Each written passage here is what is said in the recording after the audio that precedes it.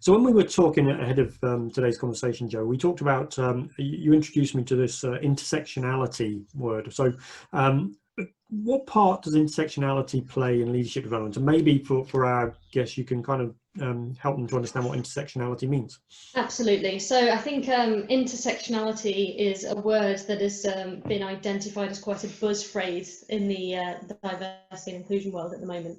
And essentially what intersectionality is it's where you have a person who doesn't just have one diverse characteristic or doesn't just belong to one diverse community. So I'll use myself as an example. I am a woman who is gay and I have ADHD, so I'm neurodiverse.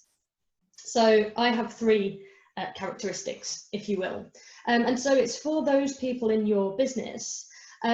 How do you make sure that they feel like they belong? Because I remember in a business that I was previously working for quite a few years ago, setting up a few networks and learning a lesson quite harshly because someone had said, well, I'm Asian, I'm gay, and I have an underlying ill health condition. Which network do you want me to join? Mm-hmm. And she raised a good point because, you know, in trying to be inclusive, there is a danger of becoming exclusive. So I think it's about understanding, again, the lived experience of individuals. So again, it's about being able to find people who represent communities in the business, but understanding that you can't just speak to them because they are one person with their own story and their own other characteristics. So it's about understanding what intersectionality means in that respect, but also not just being aware of it so that you mitigate risk around intersectionality, but again, what's the commercial advantage of considering intersectionality?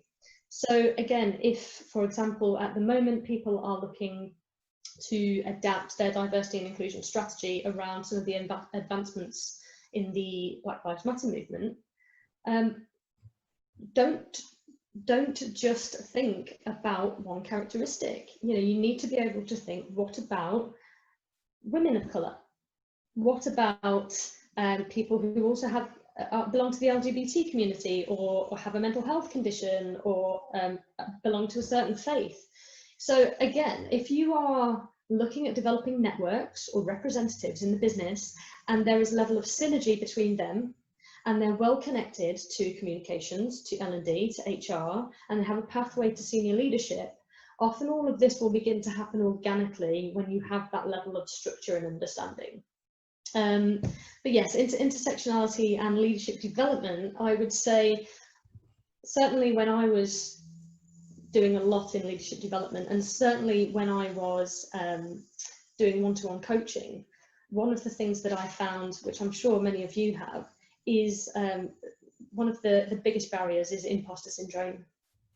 Now, I think many of us have experienced imposter syndrome, feeling not good enough in a certain way, feeling to something in a certain way in order to be a good people or a good process leader.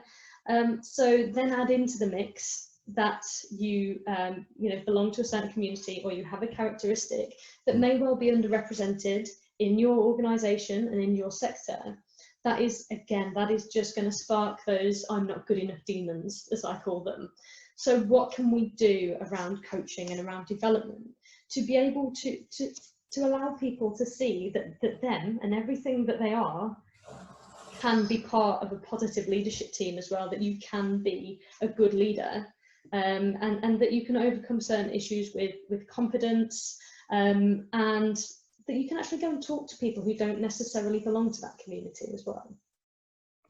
Yeah, it's some really good points, and I love the word that you use in there, that sense of belonging, because no matter where, you know, what characteristics you are, what group you come from, or how you live your life, we all want to feel like we belong to the groups and the tribes that we associate with. So creating environments where people have that sense of belonging in whatever way you do that, I think is so important. Yeah, I think it's also you end up being able to tap in often to a level of resilience that people who have had different or diverse backgrounds actually have already built in a way, and it's been able to tap into that resilience that they're already developing for the resilience they're going to need to lead, especially to lead through times like we're seeing at the moment, times of extreme change.